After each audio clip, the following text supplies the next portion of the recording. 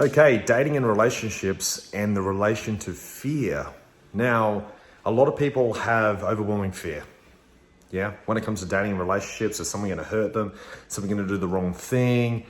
And really, what happens when you have overwhelming fear when you're dating somebody, those insecurities start to take over. And if you're a female, the walls come up and you start becoming really masculine. Not very productive if you want a really successful relationship. Okay, we see this all the time. Because a lot of females, when their walls go up, they become masculine, they push their partner or boyfriend or whatever away. The relationship goes down dramatically because, well, you're taking the love away and replacing it with fear, negativity, anxiety, and all those insecurities. So what do? Realistically, as those walls go up and the femininity goes down, the fear overtakes, the confidence goes down, the masculinity comes out, you got to do the opposite. You got to drop those walls. You got to drop those walls. Step into that femininity, girls. Okay, embrace that femininity. Be proud of that femininity, because if you really let that fear take over and you step into your masculine energy, it's going to get really negative really quickly. Okay. Not only that, your husband or boyfriend or partner is going to be very confused. He's going to be going, why has she taken her love away? Why isn't she acting feminine anymore? Why is she acting so masculine? Why is she being so mean and bossy? It's not a good place to be, okay? So you really need to embrace that femininity. Now, I know when it comes to masculine and feminine energy that it can get quite complicated. It can get very complicated. So what are some traits of masculine and feminine energy? Some traits of masculine energy is ambition, protection, being a leader, things of that nature. And femininity is about being nurturing and supportive and kind, and being supportive of the masculine energy, letting the masculine energy lead. That's very important to do, okay? And somewhat being vulnerable, okay? So you really got to drop those walls. If your walls are up really high and you're full of fear and you're trying to protect yourself, you can't let love in. You can't let love in the same time that you're trying to protect yourself. It just doesn't work like that. Okay, so you really got to think about that masculine and feminine energy thing. Think about how it works.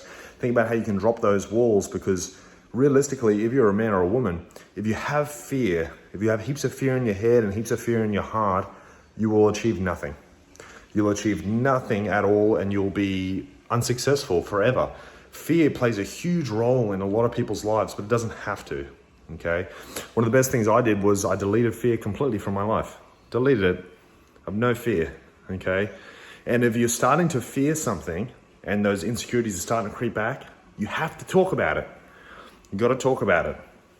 If you let it fester for long periods of time, it's going to get far worse. Okay, so if something's on your mind or you're feeling insecure about something, those emotions are starting to take over, communicate effectively about it. And you want to communicate in a way that is effective. So to put it in simpler terms, if you bring something up to your partner and they get defensive about it, you didn't effectively communicate, okay? You need to communicate in a way that they won't get defensive, okay? And that you don't get defensive. So it shouldn't be a debate.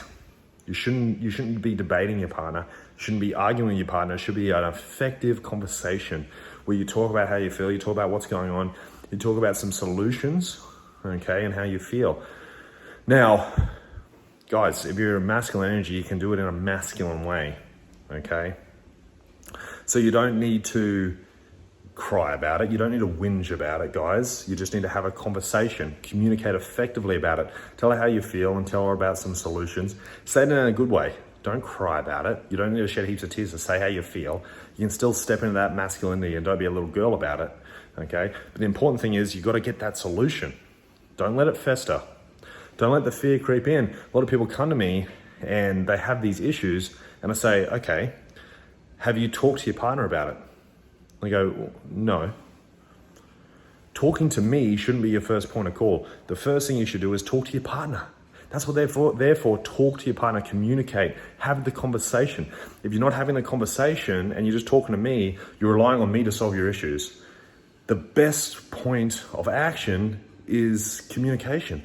You got to communicate with your partner, okay? That's the first thing you should do, okay? If you have more questions, guys, please send me a message. I'm here to help. Don't live in pain. Let's do something about it.